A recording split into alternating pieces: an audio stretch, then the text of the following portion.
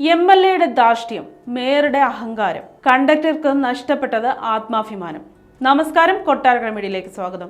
അധികാരം കയ്യിലുള്ളപ്പോൾ എന്തിനോടും ധാർഷ്ട്യം വെച്ച് പുലർത്തുന്നതും പൊതുജനങ്ങളെ അപമാനിക്കുന്നതും സ്വാഭാവികമാണ്. ഇതിന് കക്ഷി ചേർന്ന് പാർട്ടിയിലെ മുതിർന്ന നേതാക്കൾ എത്തുന്നതും സ്വാഭാവികമാണ്. മേയർ ആര്യ രാജേന്ദ്രനും ഭർത്താവ് MLA സച്ചിൻ ദേവിനും സംഭവിച്ചത് അതാണ്. KSRTC ഡ്രൈവർ യദുവിനെ ഷർട്ടിന്റെ കോളറിൽ പിടിച്ച് അപമാനിച്ചതും മേയർ ആര്യ രാജേന്ദ്രൻ അപമാന ശരവർഷങ്ങൾ ചൊരിഞ്ഞതും ജോലി തടസ്സപ്പെടുത്തി യാത്രക്കാരെയും ജീവനക്കാരെയും അപമാനിച്ചതിന് പിന്നിലും കാരണം ഇതൊക്കെയുണ്ട്. World play off beach insults എന്ന ഒരു പഴമൊഴിയുണ്ട്. വേദന തിന്നുന്നവനെ കൂടുതൽ ശകാരിക്കുക എന്നതാണ് ഈ പഴമൊഴി കൊണ്ട് ഉദ്ദേശിക്കുന്നത്. ഇത്തരം ബ്ലഡി പില്ലോക്കിന് മേയറെ അനുകൂലിക്കുന്നവരും കാണും, പ്രതികൂലിക്കുന്നവരും കാണും. എന്നാലും പാവപ്പെട്ടവന്റെ അത്താഴം മുടക്കികളോട് പിറ്റി ഷെയിം ഓൺ യു എന്ന് പറയാനുള്ള ധൈര്യം ആ ബസ് ഡ്രൈവറിന് ഇല്ലാതെ പോയി.